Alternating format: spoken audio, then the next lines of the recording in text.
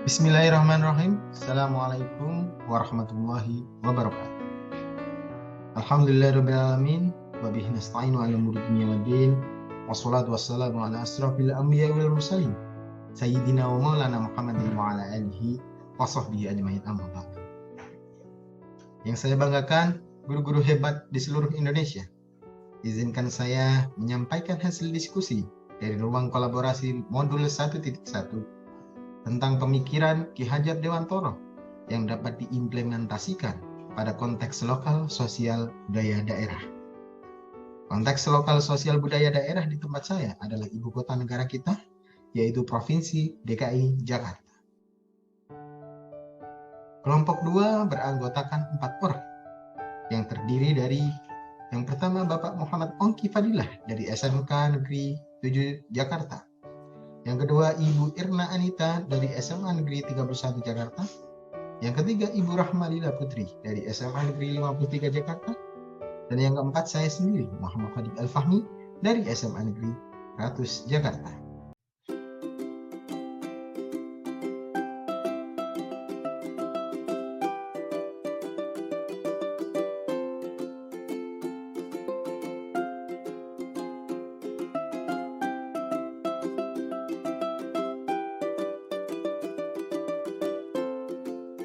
DKI Jakarta. Jakarta sebagai ibu kota negara merupakan kota yang menjadi pusat kegiatan di Indonesia. Penduduk di DKI Jakarta rata-rata adalah pendatang dengan berbagai latar belakang sosial budayanya. Oleh karena itu, timbul beragam kebudayaan dari berbagai macam latar belakang budaya yang berbeda. Contohnya saya sendiri, berasal dari Jawa Tengah, tepatnya Klaten, dan baru 7 tahun di DKI Jakarta. Yang saya lihat dan saya alami di sekitar tempat tinggal saya, khususnya Jakarta Timur, masih banyak kental dengan nuansa kebudayaan Betawi ini. Apalagi di sini banyak sanggar yang masih aktif. Akan tetap, seiring berjalannya waktu, sudah jarang anak muda yang ikut andil dalam kebudayaan Betawi ini.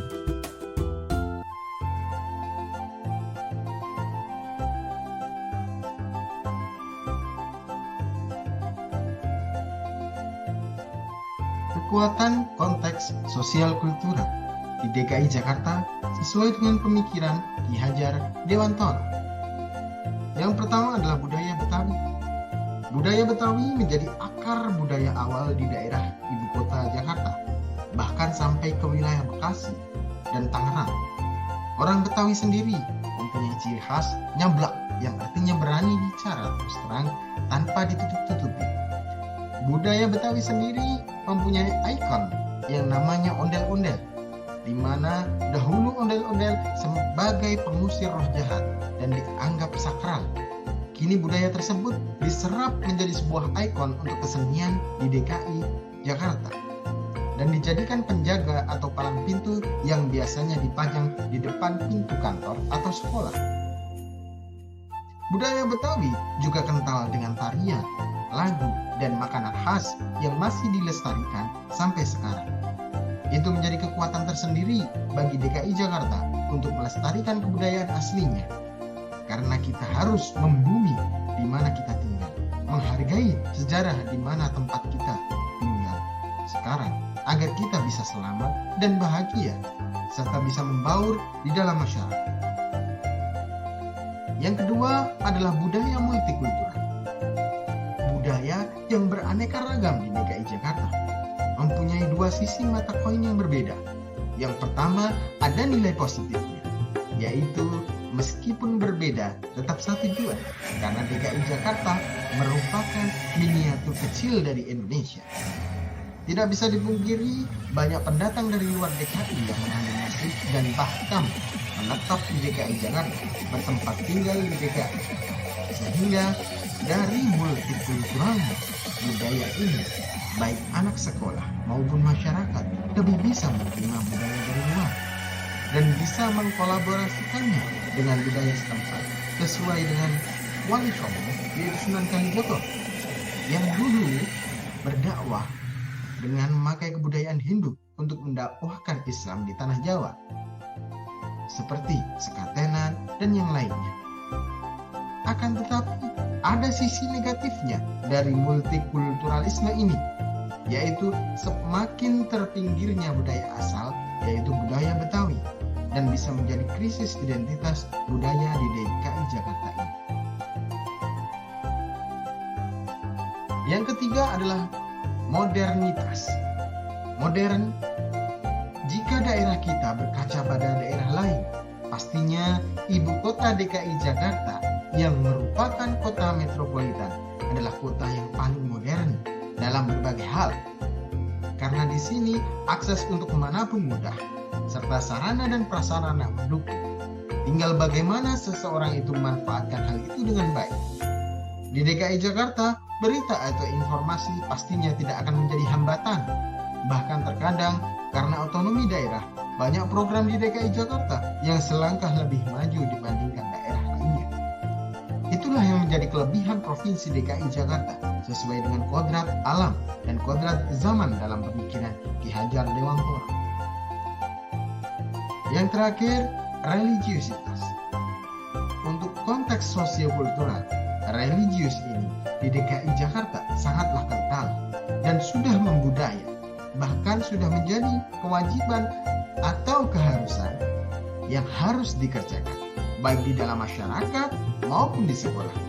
Seperti halnya di masyarakat ada yasinan, 7 harian, 40 harian, dan lainnya.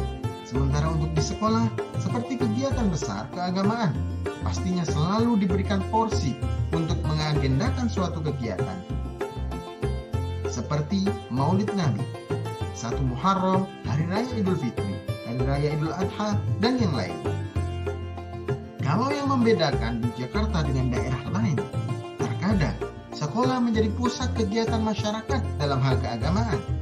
Terkadang sekolah yang berada di kompleks perumahan, segala aktivitas keagamaannya dilakukan di sekolah. Baik seperti sholat Idul Adha, sholat Idul Fitri, menyembelih hewan kurban, bahkan sholat 5 waktu itu ada di sekolah. Nilai-nilai luhur kearifan budaya di DKI Jakarta sesuai pemikiran Ki Hajar Dewantara yang menjadi penguatan karakter murid sebagai individu sekaligus sebagai anggota masyarakat. Yang pertama adalah kolaborasi kebudayaan lokal dalam proses pembelajaran di sekolah.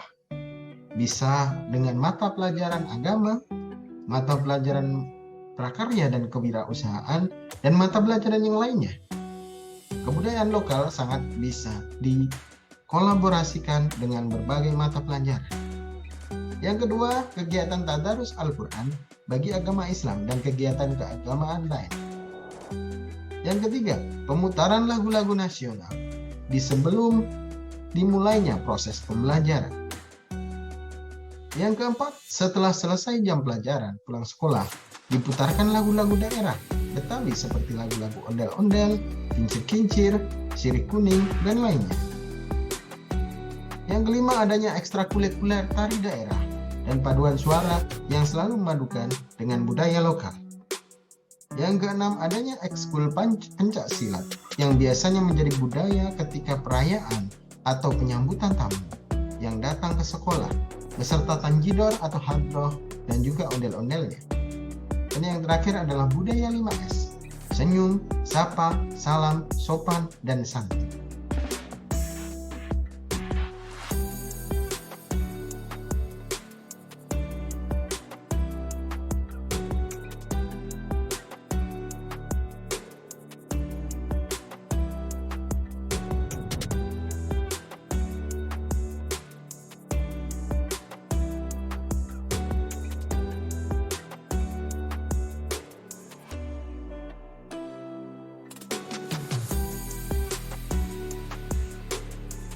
Kesepakatan terkait kekuatan pemikiran Ki Hajar Dewantara yang menebalkan laku murid di kelas atau sekolah.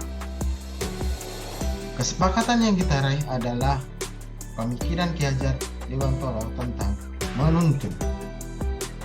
Dalam proses pembelajaran di sekolah, guru berperan sebagai among atau pendamping.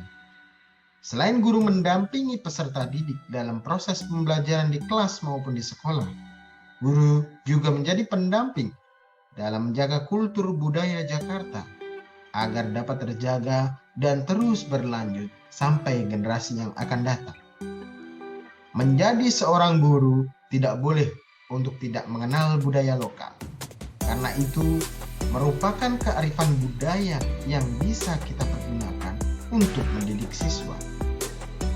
Dalam mendidik bukan hanya kita memberikan materi sesuai dengan mata pelajaran yang kita ampuh dan menyelesaikan tugas kurikulum sesuai KI dan KD-nya saja. Tetapi bagaimana kita menuntun siswa agar di masyarakat dia pun dapat belajar dan dapat diterima serta mendapat pengakuan dari masyarakat. Apalagi anak yang kita ajar adalah anak SMA dan SMK yang materi metafisiknya lebih harus dirangsang. Karena belum tentu semua yang keluar dari SMA atau SMK akan melanjutkan ke kuliah atau perguruan tinggi. Itulah mengapa guru harus mempunyai wawasan yang luas agar menjadi among yang baik serta bisa menjadi suri tauladan yang baik bagi siswa, yang terutama dalam hal menjadikan budaya ini sebagai sumber belajar. Itu saja dari kelompok kami. Terima kasih sudah menonton. Wassalamualaikum warahmatullahi wabarakatuh.